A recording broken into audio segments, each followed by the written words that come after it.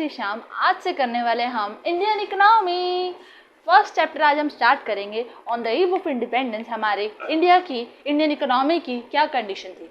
तो बेसिकली अगर हम बात करें इंडिपेंडेंस के टाइम पे हमारा जो भी हमारी इकोनॉमी थी वो बेसिकली 3 ये सेक्टर से एक्सप्लॉइट हो रही थी। वो सबसे पहला सेक्टर हमारा कौन सा है? Colonial exploitation of the agriculture.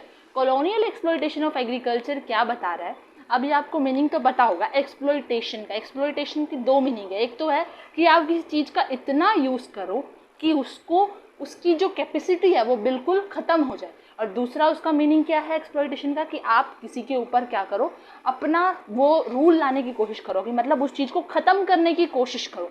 तो यहाँ पे दूसरे वाले मीनिंग की ज़्यादा मेन है कि जो भी हमारे ब्रिटिशर्स थे वो क्या करना चाहते थे, हमारे एग्रीकल्चर को एक्सप्लॉइट करा। उन्होंने कैसे एक्सप्लॉइट किया? उस टाइम पे जमींदारी सिस्टम, उस टाइम जो जमींदारी सिस्टम था वो क्या कहता था बेसिकली जमींदार। अभी आपको पता होगा जमींदार कौन है? Do you know who is जमींदार? जमींदार वही होते हैं जो ओनर ऑफ द सोइल है। सोइल मीन्स जिनकी लैंड होती है उनके ओनर को कौन बोले जाता है? जमींदार। आपने सुना होगा उस जमींदार के पास इतने एकड़ जमीन है, उस जमींदार के पास इतने एकड़ जमीन है। तो ये जमींदार है कौन? ये ओनर ऑफ द सोइल है, राइट। तो ओनर ऑफ द सोइल इनको क्या करना पड़ता था उस टाइम पे? गवर्नमेंट को कुछ टैक्स काइंड ऑफ आप ये लग लो कुछ अमाउंट इनको पे करना पड़ता था, और वो अमाउंट इनको पे करना पड़ता था किसको? गवर्नमेंट को। लेकिन ये रिकवर किससे कर रहे थे वो amount? Tillers of the soil से। अब आप कहोगे ये क्या बात है? टिलर, सबसे पहले टिलर्स कौन होते हैं? जो भी एक लैंड पे रेंट दे के फार्मिंग करते हैं उन्हें टिलर्स बोला जाता है, राइट। Got it. तो टिलर्स ऑफ सॉइल कौन है? जो रेंट देके किसी की लैंड पे फार्मिंग कर रहे हैं उन्हें बोला जाता है, यानी उनकी सॉइल को जोत रहे हैं, उनकी सॉइल पे फार्मिंग कर रहे हैं। तो ये उनसे कैसे ले रहे थे? ये उनसे ले क्या सकते हैं? रेंट ले सकते हैं, यानी रेंट इनको जमींदार को पे करना पड़ता था टिलर्स को। तो ये इनसे इतना रेंट ले लेते थे, इतना इंक्रीज में रेट में रेंट लेते थे कि वो बेचारों के पास कुछ सेविंग या इन्वेस्टमेंट के लिए नहीं बचता था। उनके पास इतना ही अमाउंट रहता था कि जितने में उनकी रोजी रोटी चल पाए, वो भी बहुत मुश्किल से। तो ये जो है इस तरह से जमींदार जो थे टिलर्स ऑफ सॉइल को एक्सप्लॉइट करते। तो जमींदारी सिस्टम यही बोलता था कि जमींदार पे करता था गवर्नमेंट को और निकालता किससे था? टिलर्स ऑफ द सॉइल से। तो इस तरह से जमींदारी सिस्टम जो है एग्रीकल्चर की कॉलोनियल एक्सप्लॉइटेशन कर रहा था, राइट। तो कॉलोनियल एक्सप्लॉइटेशन एग्रीकल्चर की कैसे हो रही थी? जमींदारी सिस्टम के कारण। Got it. Next is industrial sector. आप मानोगे इंडस्ट्रियल सेक्टर उस टाइम हमारा नहीं था, लेकिन इतना अच्छा नहीं था, लेकिन उस टाइम हमारा इंडिया हैंडीक्राफ्ट सेक्टर के लिए बहुत ज़्यादा फेमस था। हैंडीक्राफ्ट सेक्टर की डिमांड, फॉरेन भी डिमांड बहुत ज़्यादा थी और डोमेस्टिक डिमांड भी बहुत ज़्यादा थी इनफैक्ट। लेकिन फॉरेन डिमांड को इन्होंने डिस्ट्रॉय कैसे किया? अब आपने यहाँ इस जो हैंडीक्राफ्ट इंडस्ट्री इन्होंने फॉरेन ने इसको कैसे एक्सप्लॉइट किया? सबसे पहले तो heavy duty on export. Exports पे क्या लगा दी? Heavy duty. एक्सपोर्ट क्या होता है?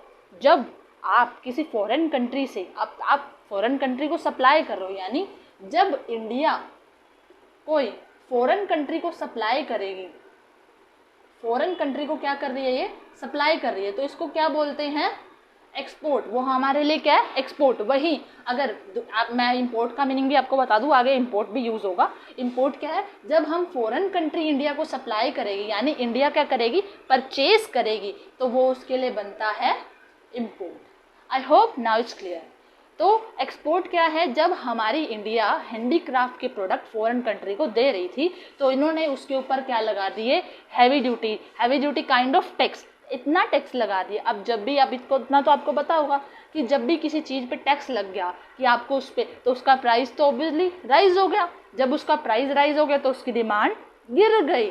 तो उसकी डिमांड गिर गई तो इस तरह से उनकी बाहर फॉरेन डिमांड डिस्ट्रॉय होगी। ना केवल फॉरेन डिमांड डिस्ट्रॉय करे इन्होंने, बल्कि ड्यूटी फ्री इंपोर्ट, वहाँ के प्रोडक्ट्स जब हम वहाँ के, अभी मैंने बताया जब फॉरेन वाले हमें इंडिया को देंगे तो हम इंपोर्ट होगा, यानी इंडिया जब फॉरेन से परचेज करती है तो इंपोर्ट होता है। तो उन्होंने इंपोर्ट को ड्यूटी फ्री कर दी, यानी उनकी प्राइस थोड़ी सी down.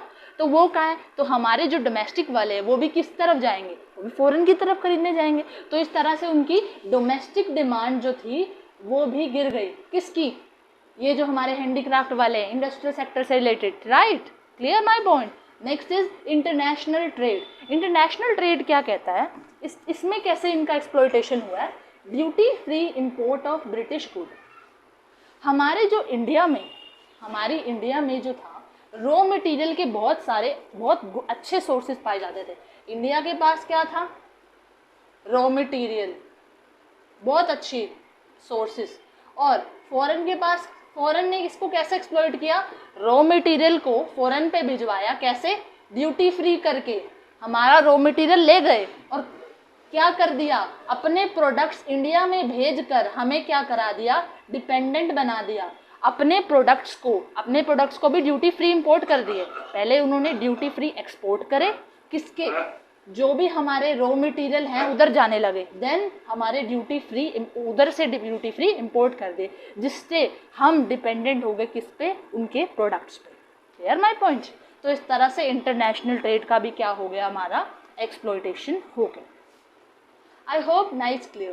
So these are the basically exploitation of the agriculture, industrial and the international trade. Right? Next we will discuss about features of Indian economy. So Indian economy how can you say, आप क्या सोचते हो कि आप क्या कहना चाहोगे, उस टाइम हमारी क्या होगी। सबसे पहले आपके दिमाग में एक पॉइंट आएगा कि उस टाइम ग्रोथ नहीं थी। जैसे आज हमारे ट्रांसपोर्ट में, कम्युनिकेशन में, इंश्योरेंस वगैरह कितनी ही सर्विसेज जो हैं आजकल डेवलप हो चुकी हैं, उस टाइम पे ऐसा कुछ भी, इतनी सर्विस, इतनी ग्रोथ नहीं थी। तो पहला है स्टेगनेंट इकोनॉमी। स्टेगनेंट का मीन्स क्या होता है, बिल्कुल थोड़ी सी, लिटिल ग्रोथ। उस टाइम हमारी ग्रोथ जो थी इंडिया की बहुत ज़्यादा कम थी। स्टेगनेंट, आप मानोगे इसका एग्जाम्पल, उस टाइम हमारी जो पर कैपिटा इनकम थी at the time of independence 0.1% only. आप अब की देखो और तब की देखो, a very huge difference. So that's why there is stagnant economy at that time. Next is backward economy. Backward right, backward means जो एक तरह से पिछड़ा हुआ है। क्यों? क्योंकि उस टाइम पे लोगों के पास एक तो एम्प्लॉयमेंट ही नहीं थी, और जो बेचारे लोग एम्प्लॉय में लगे थे, एम्प्लॉयमेंट थी लाइक हैंडीक्राफ्ट, इन बेचारों के पास भी काम नहीं रहा। जब इनकी डिमांड फॉरेन से भी गिर गई, डोमेस्टिक से भी गिर गई, ये क्या हो गए, अनएम्प्लॉयमेंट हो, तो इससे और अनएम्प्लॉयमेंट होगी। तो उस टाइम पर लोगों के पास 2 मील खाने के भी इतने पैसे नहीं थे। तो 2 मील मिल जाना भी उस टाइम बहुत अच्छा मान, तो इसीलिए हमारी इकोनॉमी बैकवर्ड थी। Next is poor infrastructure. अभी हमने बात की ट्रांसपोर्ट, कम्युनिकेशन, इंश्योरेंस, और भी बैंकिंग, ये सारी सर्विसेज, ये सब चीज़ें कब आई हैं, हमारी इस टाइम पे बहुत अच्छी है, बहुत अभी भी ग्रोथ हो रही है और बहुत अच्छी इस्टेब्लिश हो चुकी है। लेकिन उस टाइम पे इंफ्रास्ट्रक्चर बहुत क्या था, पुअर था, कोई ऐसी सर्विसेज प्रोवाइड नहीं की जाती थी। Next is heavy dependence on import. अभी आपने पढ़ा कि इम्पोर्ट क्या होता है, जब हम इंडिया वाले फॉरेन से क्या करते हैं, कोई प्रोडक्ट मंगाते हैं। तो अभी हमने पढ़ा कि इंडस्ट्रियल सेक्टर जो था बिल्कुल भी डेवलप था ही नहीं। तो इंडस्ट्रियल प्रोडक्ट कहाँ से आते, वो आते हैं फॉरेन से एट दैट टाइम। तो इसीलिए हम क्या हो गए थे, उनके ऊपर डिपेंडेंट हो गए थे। किसके लिए, उनके प्रोडक्ट्स के लिए, उनके इंडस्ट्रियल प्रोडक्ट्स के, उनकी मशीनरी के लिए, जो सिर्फ हमें वहाँ से मिलती। Right. Next is agriculture backwardness. Obviously अभी हमने पढ़ा कि आप मानोगे उस टाइम एग्रीकल्चर पे कितने लोग काम करते थे। उस टाइम 72% लोग एग्रीकल्चर पे डिपेंड थे, और जीडीपी में इसका कंट्रीब्यूशन कितना दे रहे थे, सिर्फ 50%। काम कर रहे हैं 72%, जीडीपी में दे रहे हैं 50%। How much backwardness you can see. तो बहुत ज़्यादा बैकवर्डनेस थी, मतलब कि उनकी इनकम जो है इतनी ज़्यादा अर्न नहीं हो पाती थी। Next is poverty. ऑब्वियसली जब बेचारे लोग गरीब हैं, उनके पास अनएम्प्लॉयमेंट नहीं है, तो पॉवर्टी तो होनी ही है। तो पॉवर्टी बहुत ज़्यादा थी उस टाइम पे। Next is colonial economy. Colonial means हमारी एक्सप्लॉयटेशन हुआ, इससे वो क्या चाहते थे कि उनके रूल्स, उनके रेगुलेशंस ही यहाँ पे लगे। और इसके लिए उन्होंने क्या क्या चीज़ें की, हैंडीक्राफ्ट को डिस्ट्रॉय किया, रॉ मटेरियल यहाँ से ले गए, डिपेंडेंस बना दिया हमें उनके प्रोडक्ट्स पे। तो इस तारों से वो यहाँ पे कॉलोनियल इकोनॉमी हमारी बन गई।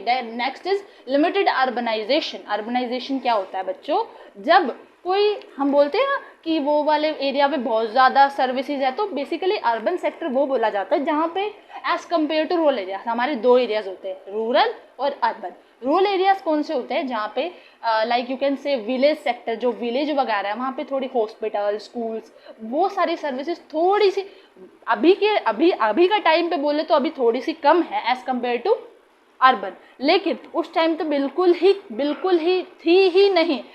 एट यू कैन से कि बिल्कुल ना के बराबर, नेग्लिजेंस के बराबर थी रूरल सेक्टर में, लेकिन अभी बहुत ज़्यादा डेवलप हो चुका है। बट अभी हम पढ़ रहे हैं on the eve of independence. तो अर्बनाइजेशन एक तो वहाँ पे उस टाइम थी नहीं, और अर्बन में जहाँ पर थी वहाँ पे लोग ही बहुत कम थे। तो यही बोल रहा है कि अर्बन सेक्टर में रहने वाले लोग बहुत कम थे, अर्बनाइजेशन बहुत लिमिटेड था। तो ये सारे क्या बता रहे हैं, उस टाइम हमारी इकोनॉमी क्या थी, उसके सारे कंडीशंस बता रहे, राइट, उसके फीचर्स बता रहे। So these are the some, we have discussed 2 topics of the first chapter. Next topic we will discuss on the next video. Thank you. Jai Shri Shyam.